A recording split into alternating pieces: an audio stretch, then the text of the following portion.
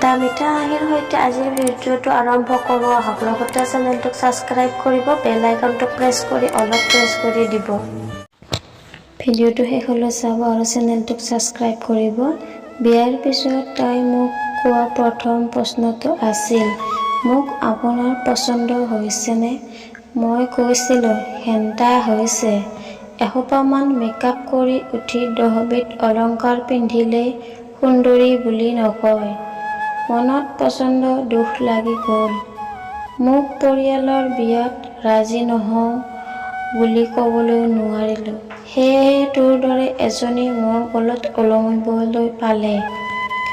এতিয়াৰ পৰা তই তোৰ মতে থাকিবি আৰু মই মোৰ মতে থাকিম। দুদিন পিছত গুৱাহাটীলৈ গুচি আহিলোঁ। মোৰ ফোনটো বেয়া হোৱা বুলি খবৰ দি ছুইচ অফ কৰি দিলোঁ। পিছত ঘৰ আহি দেখিলোঁ মোৰ আপদটো মাকৰ ঘৰলৈ গুচি গৈছে। মোৰ জীৱনটো ভাললৈ আহিল। কিন্তু কেইদিন পিছত এদিন দেখিলোঁ কুলক্ষণীজনী আহি আকৌ মোৰ ঘৰত হাজিৰ। এনেদৰে প্ৰতি ৰাতি তাইৰ সৈতে কাজিয়া হয়। কাৰণ আঁঠুৱাখন টানি দিয়ে। মোৰ পুৰণি অভ্যাস এটা আছে। আঁঠুৱাখন যেতিয়ালৈকে নিজে নতৰিলে মোৰ শান্তি নালাগে, টোপনিও নাহে। হঠাৎ এদিন মাজৰাতি মোৰ কাণত তাই জোৰকৈ ক'বলৈ ধৰিলে, তুমি মোক ভাল পোৱানে?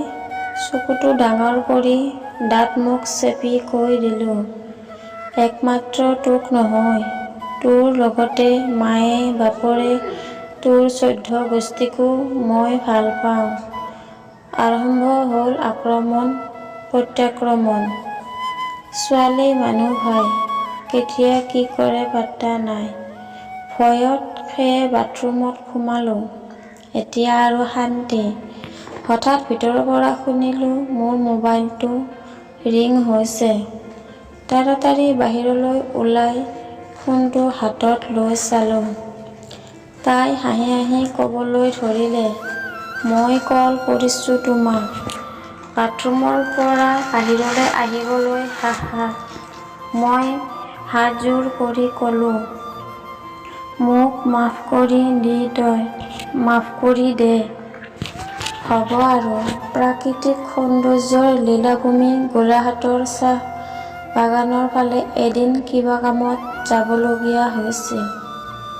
হঠাৎ তাইৰ ফোন আহিল, ঐ শুনা, মোৰ বাবে 1 কেজি ধনিয়া চাহপাত লৈ আনিবা। একো নকৈ ফোনটো মই কাটি দিলোঁ। মনে মনে ভাবিলোঁ, কোন ছোৱালীয়ে গিৰিয়েকৰ পৰা চাহপাত খোজে বে? এনে এটা আনকালচাৰ্ড ভনী মোৰ ভাগ্যতহে পৰেনে?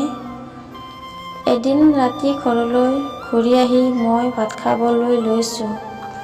তাই খৰধৰকৈ বিচনাৰ পৰা নামি ক'বলৈ ধৰিলে, আজি মই নিজ হাতেৰে আপোনাক খুৱাই দিম যদি আপোনাৰ কোনো প্ৰব্লেম নাই। কি কৰিম? খাই দিলোঁ আৰু একো নকৈ শুবলৈ গুচি গ'লোঁ। পিছদিনাও অন্য এক আবদাৰ, আমি আজি একেখন বিচনাত থাকিম। কি আজব ছোৱালী ভাই, জোৰ কৰিয়েই ভালপোৱা আদায় কৰিব খোজে। কি কৰিম? এটা ভূতৰ সৈতে ৰাতিটো কটালোঁ। পিছৰ দিনাও একে আবদাৰ। তাই মোৰ হাতত ধৰি ক'বলৈ ধৰিলে, এই সপ্তাহটো মোক দিয়ক প্লিজ। প্ৰতিদিন তোৰ ওপৰত কৰুণা কৰা মোৰ পক্ষে সম্ভৱ নহয়। মই মাত্ৰ এটাই ক'লোঁ। পিছত সপ্তাহ চাকৰিত যোগদান কৰিলোঁ। অকলশৰে থাকোঁ, বহুত ভালদৰে আছোঁ। কেইমাহমানৰ পিছত তাই আকৌ মোক ফোন কৰি ক'লে, ডাক্তৰে কৈছে সুখবৰ, কৈয়ে ফোনটো কাটি দিলে। এইখিনি ক'বলৈ লাজ এটা, কি আনস্মাৰ্ট ছোৱালী। চিঃ, ঘৰলৈ গুচি আহিলোঁ। 1 সপ্তাহৰ ছুটী লৈ নিবিড় পৰিচৰ্যাত ৰাখিবলৈ ল'লোঁ। তাইক যিয়েই নহওক কিয় হ'বলগীয়া সন্তানটো মোৰেই না, এই ভাবি কাম কাজ কৰিবলৈ নিদিলোঁ। সময়ত নিজ হাতে খুৱাই দিওঁ। এদিন শেষ ৰাতি হঠাৎ সাৰ পাই দেখিলোঁ তাই মোক সাৱটি শুই আছে।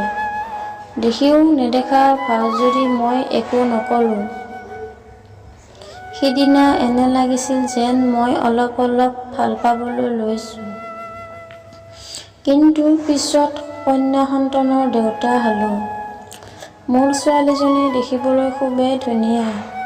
ছোৱালীজনীও সুস্থ, কিন্তু মাকজনী সুস্থ নহয়। কাৰণ অতিৰিক্ত ব্লিডিং হৈছে, ৰক্ত স্বল্পতাত ভুগিছে। মই নিজে টেষ্ট দিলোঁ যেতিয়া তাই অচেতন হৈ আছিল আৰু মই কাষৰ চিটত টেষ্ট দি আছিলোঁ। এজনী ছোৱালী কিমান অসহায় হ'ব পাৰে। কাষত থাকি নিজ চকুৰে নেদেখিলে হয়তো মই কেতিয়াও নুবুজিলোহেঁতেন।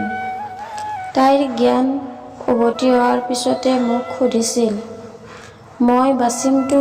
বাচি থাকিলে তোমাৰ বুকুত মূৰ থৈ শোৱাৰ সুযোগ দিবানে মোক?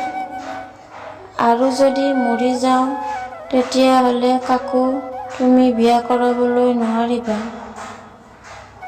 এতিয়াও তুমি মোৰ, মৃত্যুৰ পিছতো তুমি মোৰ। মই আৰু কিমান কান্দোন ধৰি ৰাখিবলৈ নোৱাৰিলোঁ।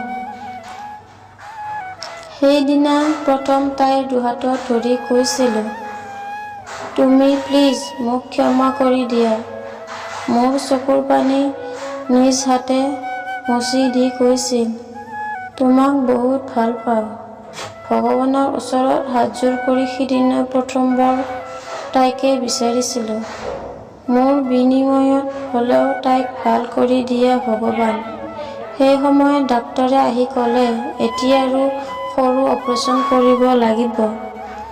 অলপ সময় পিছত আমি আৰম্ভ কৰিম। এইবুলি মোৰ কাষৰ পৰা তাইক লৈ গ'ল।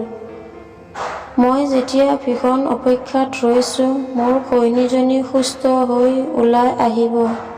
কিছু সময় পিছত ডক্তৰে মোক মাতি নি ক'লে, ছৰী, শ্বি ইজ ন' মোৰ। ডক্তৰৰ ভৰিত ধৰি কৈছিলোঁ, তাইক বচাই দিয়ক প্লিজ। মোৰ সকলো টেষ্ট লৈও তাইক মোক উভতাই দিয়ক। ডাক্তৰে নুশুনিলে। সকলোৱে মোৰ সৰু ছোৱালীজনীক আলপৈচান ধৰিলে। বগা কাপোৰেৰে মোৰ পত্নীগৰাকীক মোৰ আগৰ পৰা লৈ যোৱা হ'ল। শেষ বিদায় দি যেতিয়া উভতিছিলোঁ তেতিয়া বাৰ যেন কাণত সেই কথাবোৰ আমনি কৰি আছিল। এই সপ্তাহটো মোক দিয়ক না প্লিজ।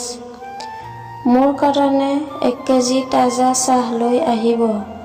অকলশৰে প্ৰায় 5 বছৰ পাৰ হৈ গ'ল। তাৰ পিছতো এতিয়াও তাৰ স্মৃতিবোৰ লগত লৈ ফুৰিছোঁ। আজি আমাৰ পাহিৰ 5ম জন্ম বাৰ্ষিকী।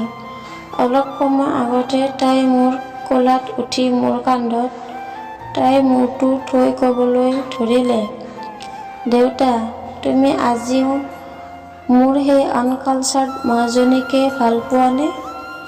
বন্ধু-বান্ধৱীসকল, ভিডিঅ'টো চাই কেনেকুৱা লাগিল কমেণ্টত জনাব।